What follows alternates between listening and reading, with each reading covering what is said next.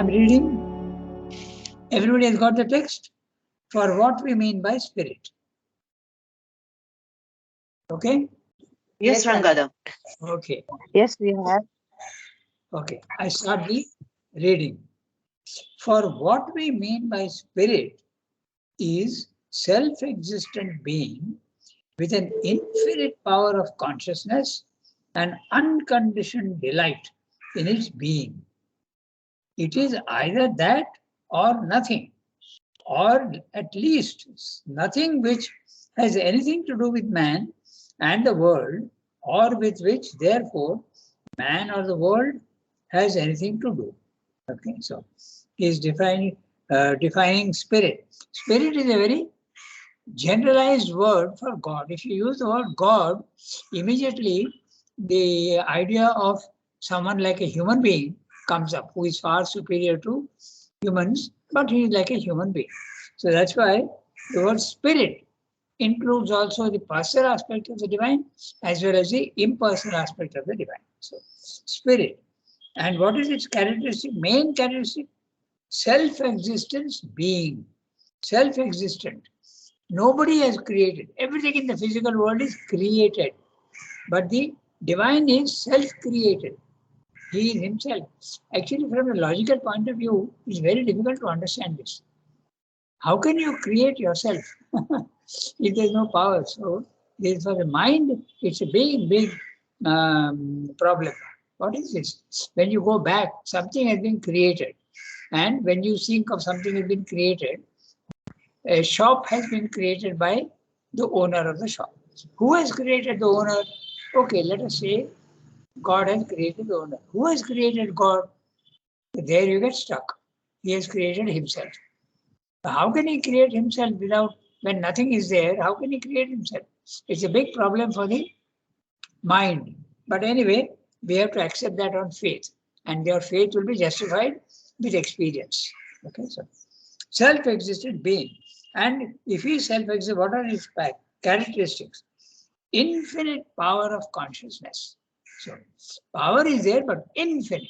It is he who has made this huge, vast, unthinkable cosmos. Okay. What power you need to create that universe? Okay. The universe now science is discovering, because we have got the Hubble telescope and other telescopes also are there, which can look far into the last recesses of the universe. There are millions and millions of stars, millions of planets. We used to think only 7 planets. Before we used to think only there are 7 planets in our Milky Way. But now they have discovered that there are 500 light years away. There are huge constellations and huge stars. Okay, so who has created all this? He must have infinite power of consciousness and unconditioned delight. Our delight is conditioned. If I eat an ice cream, I get delight. It is conditioned. If I don't get the ice cream, there is no delight. Even I may have other delights also, but they are all conditioned. Now this is again self-existent delight. Okay, Ananda. Okay, so these are the, he is defining spirit in its being. Okay, being also is, again there is substance. He has subtle substance with which he creates the universe of gross substance. Okay, so it is either that or nothing.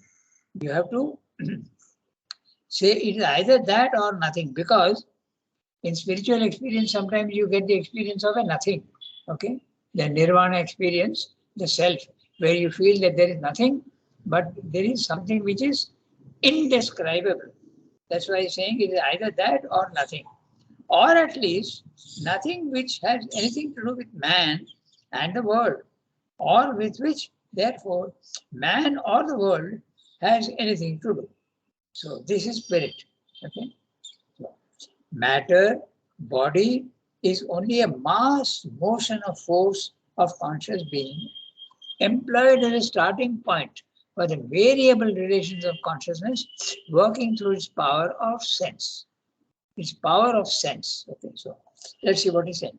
Matter, body, is only a mass motion of force. It's a mass motion. The whole world is nothing but force. But it's a mass motion. Mass motion, it is gross matter. Okay? Substance. Condensed substance becomes mass motion of force in the physical world. But it is conscious being. Okay? Even matter, there is consciousness in it. We come to a conclusion. In the beginning, you may feel that there is no consciousness in matter, but it is there, hidden, hiding, employed as a starting point for the variable relations of consciousness working through its power of sense. So, how does matter show that there is consciousness? It starts making a starting point, variable relations of consciousness. The consciousness first appears in small animalcules. Animalcules, the one-cell creatures that exist in the physical world. Okay, they have no senses, just they have life, prana. So that is variable relations. The consciousness of the animalcule is different from the consciousness of the worm, is different from the consciousness of the frog, the different from the cat, the dog, and finally man. Okay, so these are the variable relations of consciousness. Consciousness is not uniform and everywhere the same. It's got all variations, right from almost zero to mental consciousness in the physical world. Okay, so, and how is it working? Sense. The senses are the sign of consciousness. Okay, and the senses also in the beginning, the animalcules have no sense. Maybe a sense of touch, and then slowly, slowly, other senses come in, and finally, in man and animal, higher animals, you have senses, five senses. Okay, so this is the, he is starting from there. Then he's saying, nor is matter anywhere really void of consciousness. Now he's saying that even matter, there is consciousness. In the beginning, you don't feel that there is any consciousness in matter, but then you look very carefully and you will see that it is producing very meaningful forms. How can mud produce a living creature? How can it produce the most beautiful trees with the most delicious fruits? How can mud do that? Okay, how can mud produce a lily or a lotus and such magnificent fragrances? So that's why saying matter also there is consciousness in it, which is slowly awakening. Then he's saying, for even in the atom, the cell, there is, as is now made abundantly clear, in spite of itself by modern science. Even science is agreeing, okay, that there seems to be a consciousness even in the atom. The other day, last Friday, we discussed this, that there seems to be a will even in the atom. Okay, so for instance, okay, it's a very interesting thing. I'll expand a little more on it because this is a very interesting thing. So suppose there is a flood, okay, and water is rushing vast from the mountain. It is coming down and entering the plains and going everywhere. Are all the particles of the water participating in this movement downwards? Not necessarily. Some particles will go off here and jump off and remain static on the banks of the river. Okay. When there is a huge crowd, okay, huge crowds also behave in the same way. Okay, like water rushing. When there are riots, they have seen that this also happens. All the human beings, they come like a flood, and they all seem to act in one purposeful action. But one or two human beings may escape, may come out. So the movement of a flood or the movement of an avalanche, okay, is the same, basically the same as a movement of even in a riot and a mass movement. It's the same. Exactly in the same way, even the atoms which are all moving are subject to the laws of physics. That's true. But one or two atoms may come out, okay, may come out of this law that it is being subjected to. So this is the they think there is a beginning of a decision not to participate in the law. Okay, so it becomes a very interesting thing. It shows that there is a consciousness even in the atom. Okay, and also they have found also that you cannot determine absolute law is not there even at the atomic level, because they have seen that, as I told you last time, there is a principle that there is a if you want to find out the position of an atom, okay, you can, it is all atoms are moving now in the physical world, everything is moving. So if you want to plot its position by x, y, z coordinates, length, breadth and height, if you want to do, you can find out the position of a atom instantly, but you do not know what is its velocity. How is it moving? You don't know.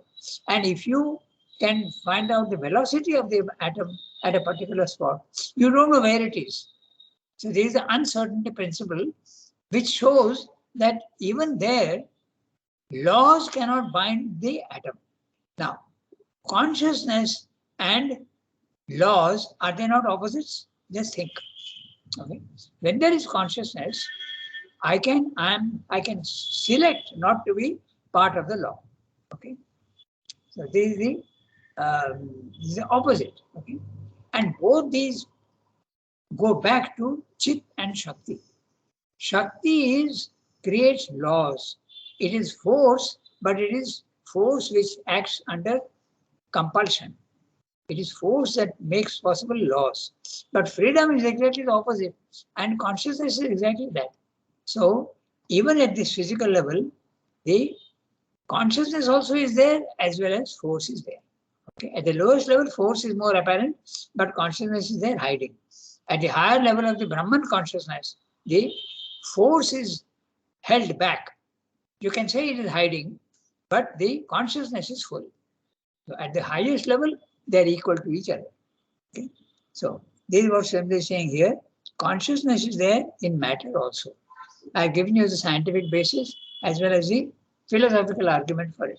Okay, so nor is matter anywhere really void of consciousness. For even in the atom, the cell, there is, as is now made abundantly clear, in spite of itself by modern science, a power of will and intelligence at work. In fact, this is exactly what Mother is now discovering when she was transforming her body.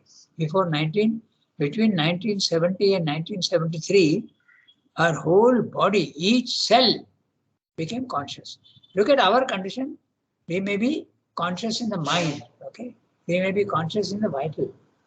But Shelva says in Love in one place, even the body shall remember God.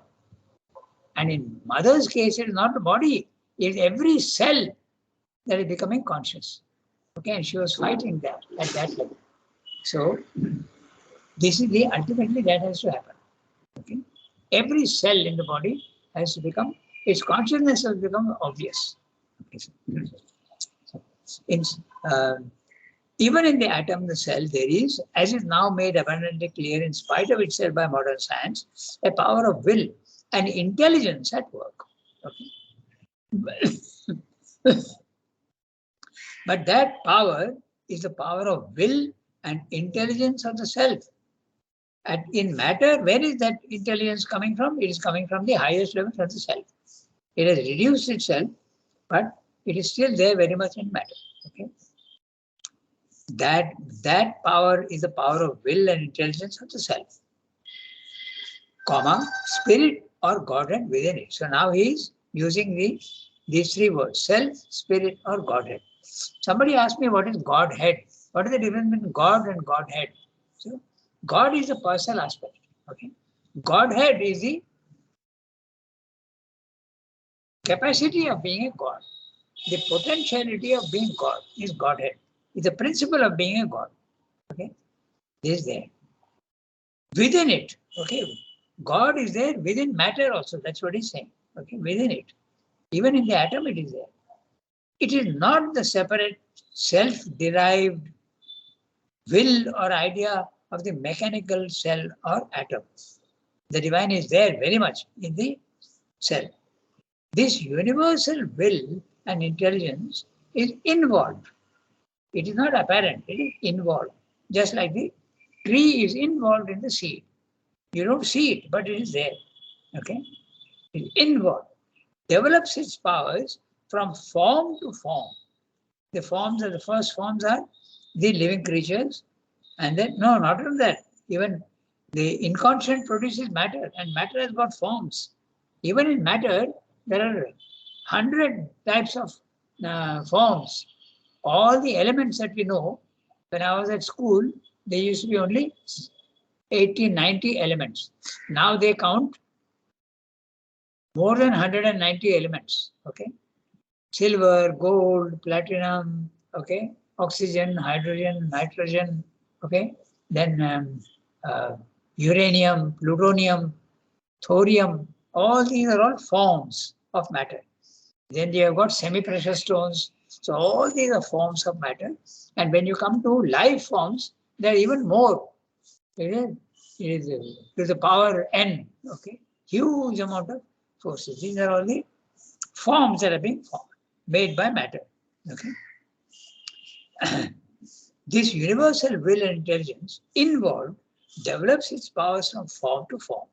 And on earth at least, it is in man that it draws nearest to the full divine and there first becomes, even in the outward intelligence in the form, obscurely conscious of its divinity.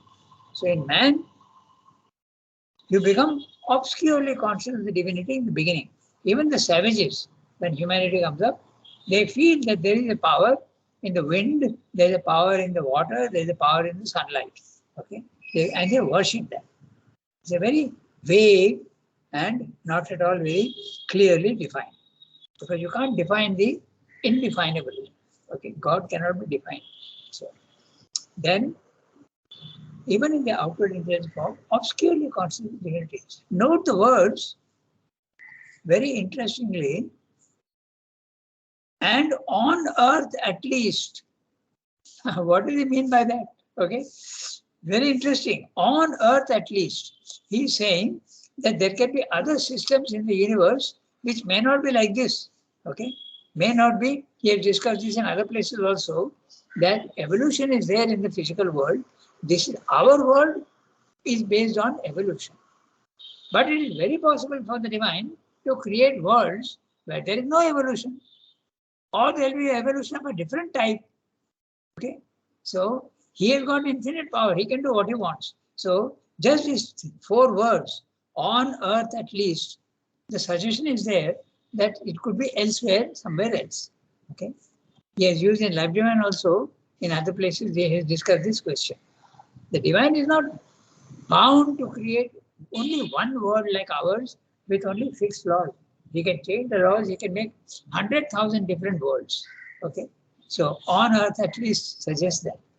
Okay, it's in man that it draws nearest to the full divine, and therefore, and there first becomes, even in the outward intelligence, in the form, obscurely conscious of its divinity.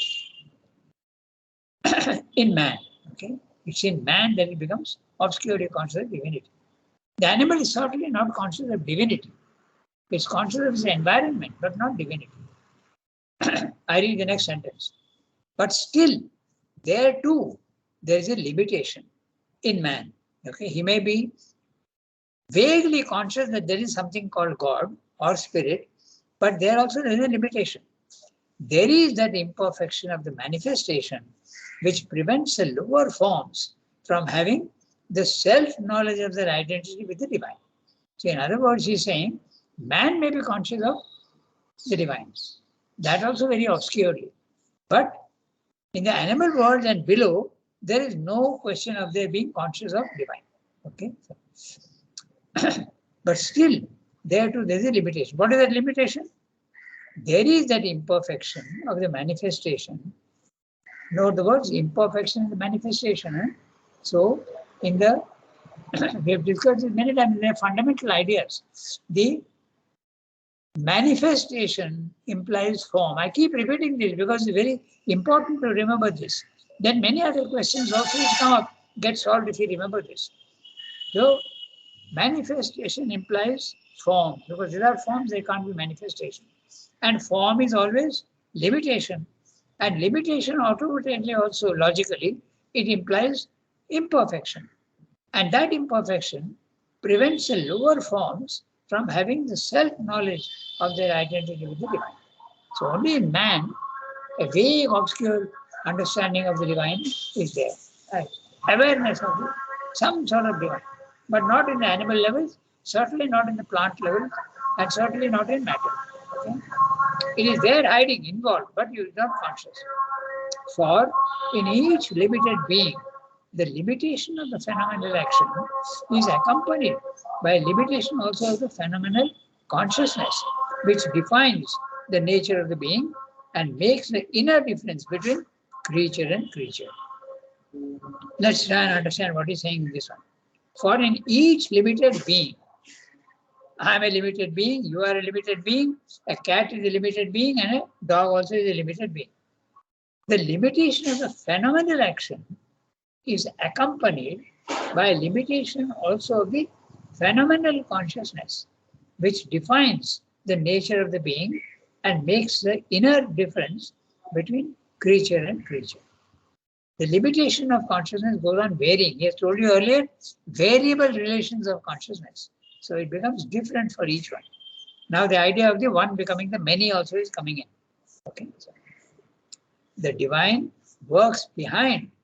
Indeed, he is there behind and working from there, and governs its special manifestation through this outer and imperfect consciousness and will, but is itself secret in the cavern, Guhayam, as the Veda puts it, or as the Gita expresses it, in the heart of all existences, the Lord abides, turning all existences as if mounted on a machine by Maya.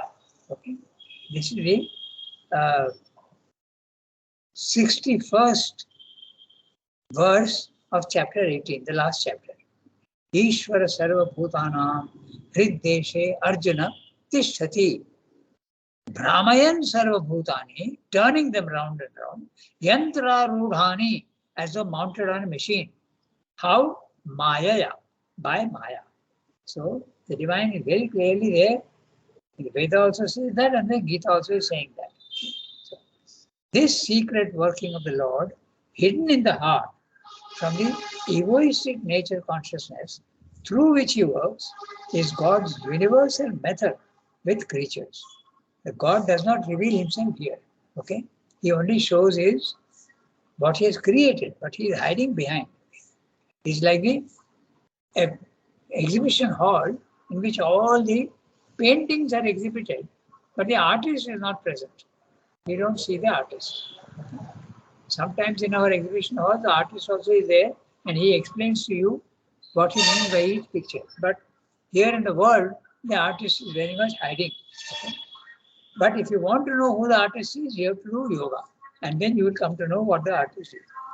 So now somebody is saying, why then should we suppose that in any form he comes forward into the frontal phenomenal consciousness for a more direct and conscious divine action? So now is a question this review is asking. Okay, it's a very interesting question and it is related to the title of the chapter, the possibility and purpose of avatar group. Why does the divine want to reveal himself fully when he is hiding in everything else? Why is he wanting to reveal himself in an avatar? The avatar also has got a body, mind, life, and he is part of the universe. So why does he want to do that? So now he is answering himself. Obviously, if at all, then to break the veil between himself and humanity, which man, limited in his own nature, could never lift. So he comes down, divine is hiding in all forms, you don't see him, but there is an evolution also which is slowly coming because there is variability. So what man can't do, the divine comes down to give him a helping hand. That is the purpose of the avatar. Okay. So very interesting paragraph. And he is stressing very much the limitation. The limitation which seem to be permanent in the physical world, that's what the materialist thinks and all the pessimists. And the Mayavadins also and the Buddhists. The imperfections of the physical world are permanent. If you want the divine, go outside the universe. Don't be in the universe. But simply saying, be patient and you will see that the seeming apparent permanence of the imperfection in the world is not really true. There is a slow perfection coming up, step by step, in millions and millions of years. So you be patient. But if the individual wants, he need not be patient. He can, with great effort, he can make an effort and he can get the divine even in the physical world. But he has to make that effort. And that effort is yoga. And who helps that yoga? The avatar. The avatar comes down and shows the way. That is the purpose of avatar. Okay? So 25. So we have got 15 minutes. We can read the next one. Okay. I went into a little detail because there are so many small things that we may miss. For instance, that on earth at least. It's very interesting 4 words, but you have to see what do they mean by that. Okay. And then also there is the question of the consciousness in the atom. So we know that there is consciousness in the plant, but is it there in the atom? Consciousness in the plant is there because it is seeking. Now, what are the signs of consciousness? I made a note here. Okay. Signs of consciousness. You can say that consciousness is there when there is adaptation of means to ends. This is number 1. I give an example. Then secondly, purpose and discrimination. When you see that there is a purpose, then you can say that there is consciousness. Thirdly, mental awareness. Okay. When mental awareness is there, you can say there is conscious. Okay. But purpose, when you see that there is a purpose in the movements in the physical world which seem to be unconscious, then you can say that consciousness is there. And then first one, adaptation of means to ends. Okay. The example of adaptation to means to ends is very obvious. Okay. All vegetation needs water. So in a desert where there is no vegetation, where there is no water, can plants come up? They do. And the plants adapt themselves to the scarcity of water. And then you get cactuses. Okay. So that's one. Then what about animals? Even think of animals. Okay. Without water, animals can't live. But the camel has got the capacity of living with very little water. It stores water in itself and it manages to live. So this is adaptation of means to ends. Or take the other one, okay, the mangroves. I think we discussed this last time. The plants are adapting themselves to the salty water. Normally, if you have a beautiful rose plant and you put salt water into it and the soil, it will die. But this has got the capacity of adjusting itself. Slowly it adjusts itself to this. So purpose, and now example of purpose, okay, the spider creating a web. There's a purpose to it. It's not purposeless. And what is the purpose? It wants food, so it has built a spider web to catch insects so that it becomes, okay, it gets food. So that is the purpose. And discrimination. Discrimination is also another interesting thing. The capacity to distinguish between 2 things, that which is pleasant to you and that which is unpleasant to you. Okay. Take the kidney, for instance. It is discriminating between the liquids that are harmful to it and the liquids that are useful to it. It has the capacity to do that. So that is purpose. So you can say there is consciousness in it. Finally, the most apparent, mental consciousness. So Srimba is saying this, that everywhere there is consciousness in different degrees. And how will you define consciousness? These 3, adaptation of means to ends, purpose, and discrimination. If there is, you see, purpose is there, then there is, yeah. Another example of purpose is, take a potted plant. Okay, take a plant with a pot and a plant in it. And now you feel that the plant is growing upwards. So you want to experiment. You say, okay, it's growing upwards. Let me see what it does when I upturn the pot. I turn it upside down, and now let me see if it grows downwards. So it's growing, so let it grow downwards. But no, it doesn't. It again turns back and starts going up. So there is a purpose. And what is that purpose? It needs light. Okay. So these are all examples of consciousness. Okay. So what I am telling you about these three things have been written elsewhere. Okay.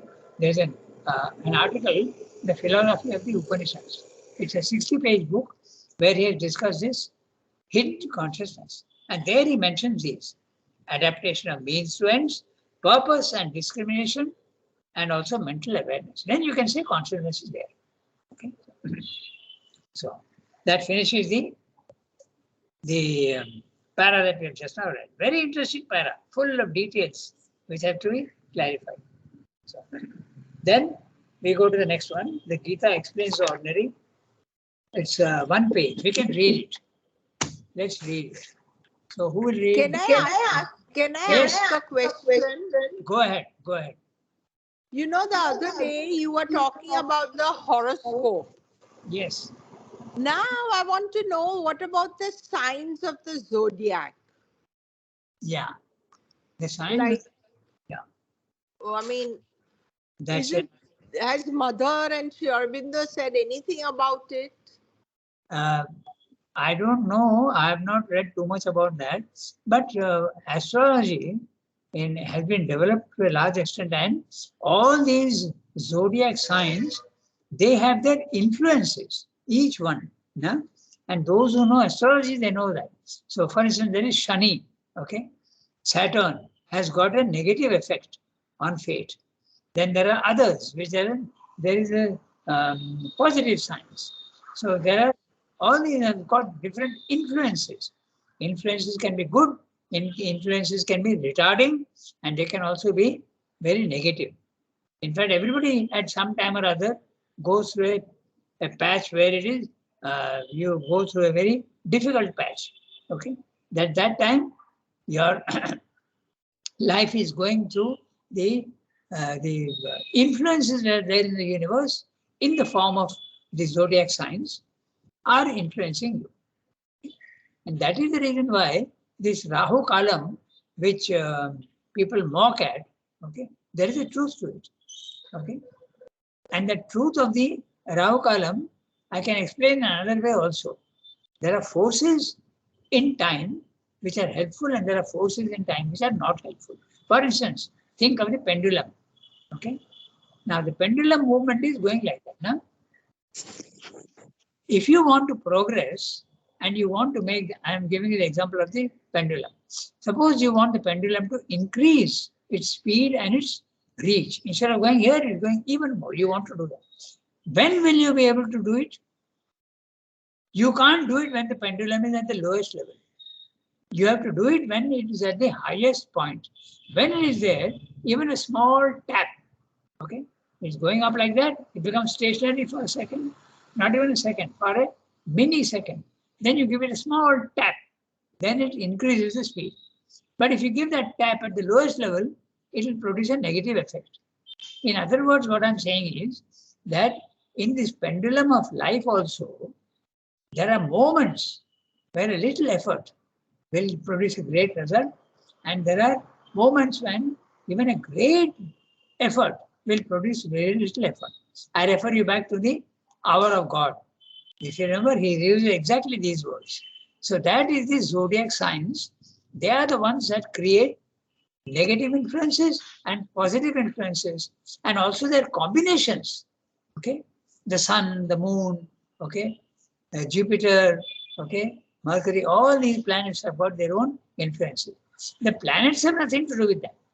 But man has created those things in that sense, and the influences are there. And those planets also refer to some of these influences. Whether the Rangada, yes, tell me. if you believe in it, yes. If you don't believe it, also it affects. Yes, yes, it does. Certainly, it does.